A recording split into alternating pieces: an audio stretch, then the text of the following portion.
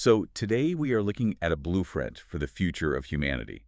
But our source material for you today isn't some 100-page white paper, No, not at all. right? It's not a dense technical manual filled with, complex aerospace equations. And it definitely isn't a massive, sprawling schematic of a rocket. Yeah, it's actually incredibly brief. It is. You Yeah. brought us this brilliantly concise excerpt that essentially acts as the title block for the future of space exploration. It is strictly a title and a subtitle.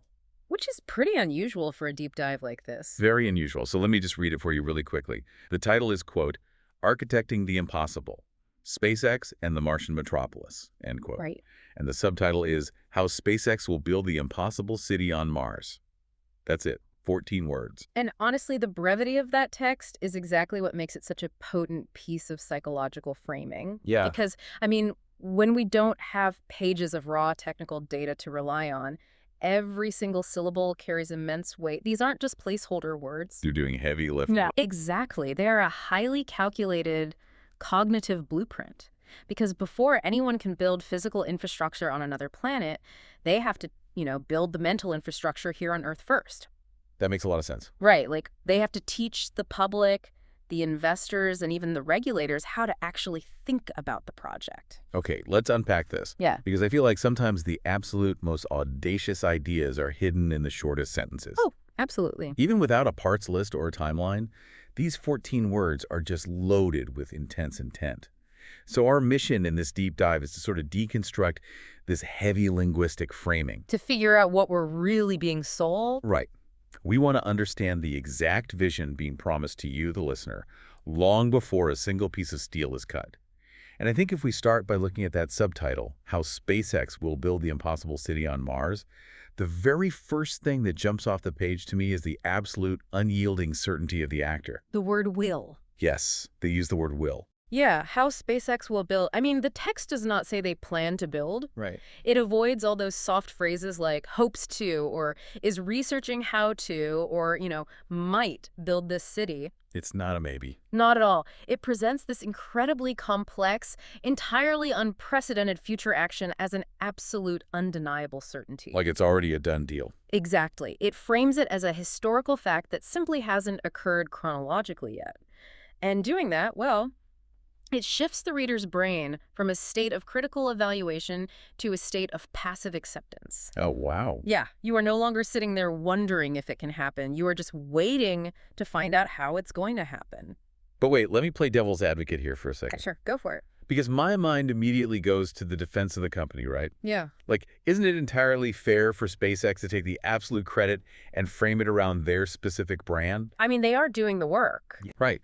They are the ones spending the billions of dollars. They are the ones building the rockets and taking on the massive financial and physical risks.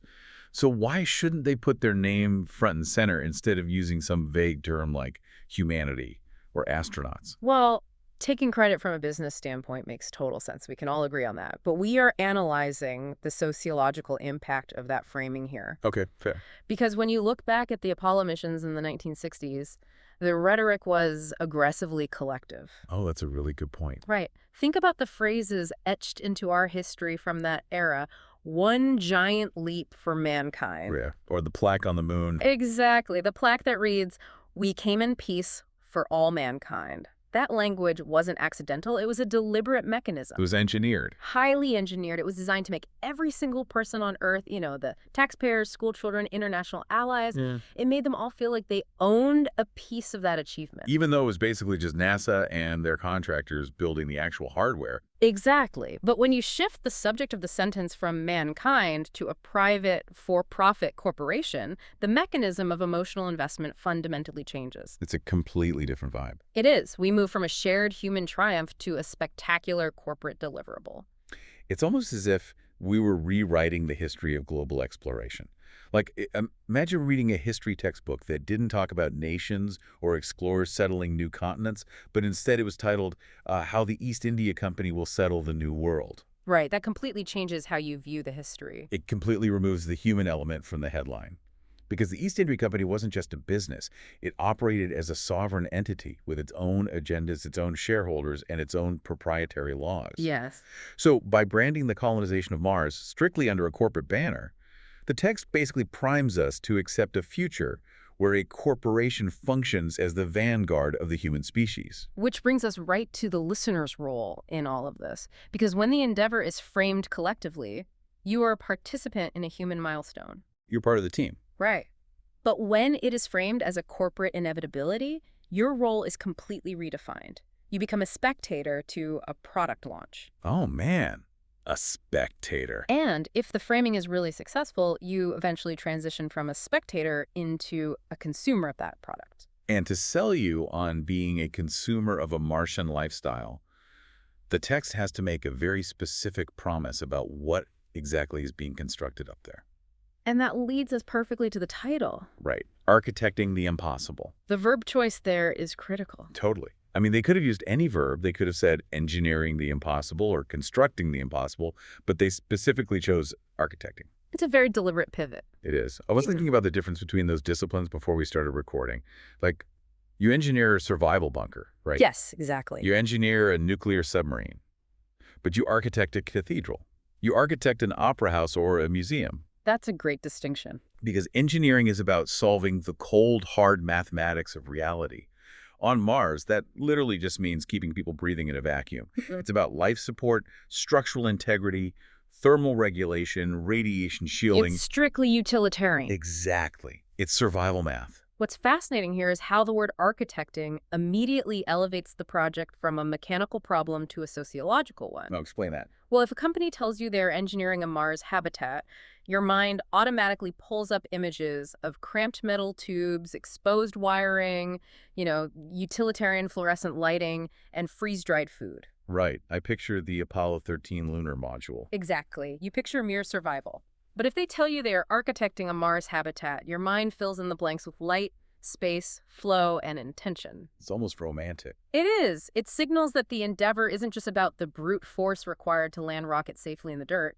It's about designing an environment where human life is actively curated. Right, because a bunker's designed to hide you from a hostile environment until you can eventually leave. But architecture is designed to make you want to stay. It implies a future. It suggests a level of permanence and culture. It implies there will be, public squares. There will be places specifically designated for art and recreation. Social spaces. Yeah, places where people will fall in love, where they will argue over a parking spot or just live their entirely mundane, everyday lives. It essentially tells us that the human soul is going to be catered to, not just the human lungs. And that psychological shift is absolutely vital for the project's financial and logistical success. How so? Because you cannot sell a one-way ticket to a utilitarian metal tube. You certainly can't recruit top-tier talent doctors, teachers, artists, or entrepreneurs to abandon Earth if the pitch is just, hey, come survive in a harsh box. Yeah, sign me up for the harsh box, please. Right. Nobody wants that. You have to sell a designed, intentional future. Architecting creates a vision of a bespoke reality. It promises that the harshness of space will be tamed by beautiful, thoughtful design. But, curating that human experience is a really tall order when you're talking about a dusty, freezing crater millions of miles away. It's an astronomical challenge. Literally. And you can architect a nice building, sure, but the source text scales this up to a terrifying degree. They aren't saying they're architecting a base or a lab. They explicitly use the phrase Martian metropolis in the title and impossible city in the subtitle. And if we connect this to the bigger picture, the distinction between an outpost and a metropolis is basically everything. Right. An outpost is temporary, it's scientific, and it's strictly functional. Think of the research stations we have in Antarctica right now. Oh, that's a good comparison. Scientists and researchers deploy down there for 6 months, maybe a year at most. Right. They endure incredibly harsh, isolated conditions just to gather their data, and then they go home to their real lives. Right. Nobody permanently moves to Antarctica to start a new life, open a bakery, or raise a family. Exactly. But a metropolis, on the other hand, is permanent. It is deeply cultural, fiercely independent, and intensely commercial. Think of New York, Tokyo, or London. Here's where it gets really interesting, though, because we have to ask, is the word metropolis actually just a massive sleight of hand? A misdirection. Yeah. By focusing so heavily on a city, the text completely distracts us from the incredibly harsh, lethal reality of the actual planet. I mean, let's be honest. Mars wants to kill you. It is incredibly hostile. The atmosphere is 95% carbon dioxide and totally unbreathable. The soil is literally full of toxic perchlorates, the cosmic radiation is deadly, and the average temperature is well below freezing. Not exactly a vacation spot. No. But the word city evokes this deep, comforting sense of familiarity and safety. When I hear the word city, I think of grabbing a coffee on my way to work. I think of distinct neighborhoods, public transit systems, and people walking their dogs. No. Exactly. I don't think of having to put on a heavy pressurized spacesuit just to step outside my front door. Like, a Martian coffee shop sounds amazing until you realize your barista is wearing a hazmat suit and an iced latte costs $4 million to import. It is a profound sleight of hand, and it utilizes cognitive dissonance to work entirely in their favor. How does that work? Well, by cloaking an alien, hostile, radioactive death trap in the comforting vocabulary of Earth-based urban planning, the framing neutralizes the audience's inherent fear. Oh, wow. It domesticates the unknown. If the text called it the Martian survival base, investors would balk, because survival implies a very high probability of death. And death is a pretty bad return on investment. Precisely. But by calling it a metropolis, they are signaling that the risk phase is already over. You're intrigued. You start wondering what the skyline will look like or what the local economy will be, rather than wondering if the oxygen scrubbers are going to fail and suffocate everyone in their sleep. It totally pacifies the danger. It's the ultimate misdirection. It's essentially saying, hey, don't worry about the lack of magnetosphere or the constant threat of micrometeorites. Just look at this beautiful, thriving zoning plan. Right, look at the parks. Yeah, it forces us to skip past the grueling, dangerous, and incredibly lethal early days of colonization and visualize the end state.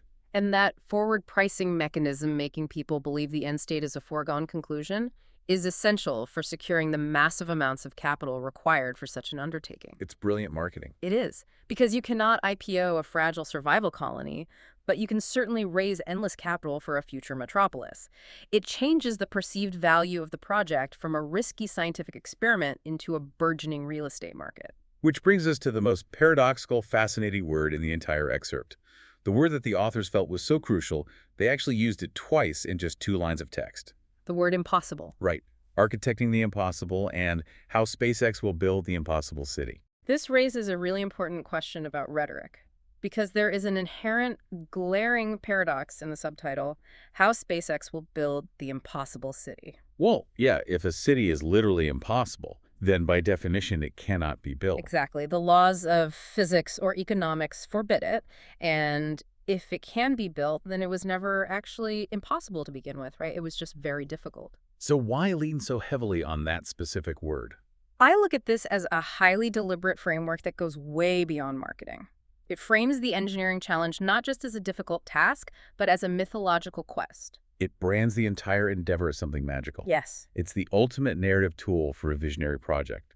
It sets the stakes at the absolute highest possible level. Because when the city is finally built, it won't just be viewed as an impressive achievement of modern aerospace engineering or logistics. It becomes something more. Right, because they framed it this way from the very beginning. It will be viewed as a literal conquest over the laws of nature and human limitation itself. It taps directly into the archetype of the hero's journey. Oh, I love that. The hero, in this case the corporation, is faced with an insurmountable, impossible task that all the wise people say cannot be done. By placing the word impossible right next to the definitive phrase will build, the company is positioning itself as a team of miracle workers. Like they have some secret knowledge? Exactly. They aren't just pushing the boundaries of material science, they are actively rewriting reality. And from a corporate and public relations standpoint, that mythological framework is incredibly useful. It actively shields the company from standard expectation. Oh, because if you're building a normal company, you're held to normal standards. Right. But if you're doing the impossible, the rules change entirely. Exactly the point. Think about the regulatory and financial mechanisms at play here. If a standard aerospace company tells the government, hey, we are testing a new airplane, regulatory agencies like the FAA will apply 1 million standard checklists, safety reviews, and environmental protocols. You should. Of course. Yeah. But if a company frames its mission as architecting the impossible for the survival of humanity, well, it creates massive public pressure. Oh, I see where you're going with this. It frames regulators or critics not as necessary safety checks, but as unimaginative bureaucrats standing in the way of human destiny. Wow. It creates a narrative that basically demands exemptions from standard oversight because the mission is simply too important and too impossible to be bogged down by red tape.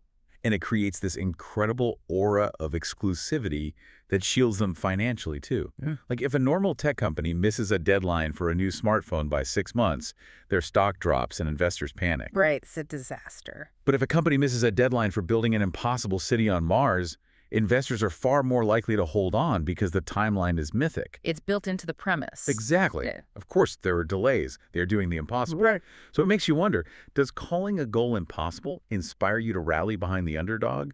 Or does it set an unattainable bar that shields the project from practical criticism? Probably a bit of both. Yeah. Because if you fail at something explicitly labeled impossible, well, no one can really blame you. It was impossible. But if you succeed, you elevate the brand to the level of gods. It is a masterful win-win scenario. It builds a protective moat around the endeavor.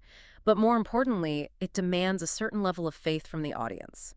You are no longer just evaluating a standard business plan or looking at a balance sheet. You are being asked to believe in a crusade. A corporate crusade to the stars. I mean, that is just wild. It really is. So let's pull all these threads together because we've covered a tremendous amount of ground from just 14 words. A very dense 14 words. Truly. We started with this tiny source, basically just a title block on the blueprint of the future. Architecting the impossible, SpaceX and the Martian metropolis, and how SpaceX will build the impossible city on Mars. And through our analysis, we've seen how these specific words completely shift the narrative. We examine how the word will establishes an unshakable historical certainty.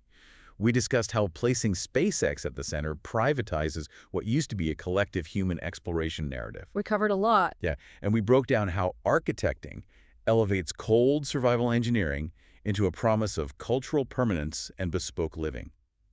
We explored how metropolis and city act as a cognitive sleight of hand to make a lethal alien environment feel comforting, familiar, and investable. The Martian barista. The $4 million ice latte, yes. And finally, we saw how leaning into the word impossible transforms a construction project into a mythological triumph that basically shields the company from standard criticism and regulatory oversight. So what does this all mean for you? If we step back and look at the whole picture, it means that language is the absolute first tool we use to build a new world. Before anything else. Exactly. Long before any physical metal is cut in a factory, long before millions of gallons of rocket fuel are ignited on a launch pad, and long before a human boot ever touches Martian soil, the reality of the city is being aggressively constructed in our minds through these specific words. It's all about framing. They are laying the cognitive foundation for us to accept a future that is entirely corporately designed, corporately owned, and deeply mythologized. Which leaves us with one incredibly massive, lingering thought for you to chew on as we wrap up today. We talked at the very beginning about how when you look closely at a massive architectural blueprint, the tiny title block in the corner tells you the real intent behind the project. It tells you who's in charge. Right. It tells you who the architect is and who holds the power. Well, if a single private company is the sole architect of an entirely new Martian metropolis, whose laws, culture, and social contracts will govern that impossible city. That's the real question. It is. When the architect of your world is a for-profit corporation, do the citizens of that metropolis eventually just become mere employees of the city? A company town on a planetary scale. Exactly. And that is a blueprint worth staring at for a long, long time.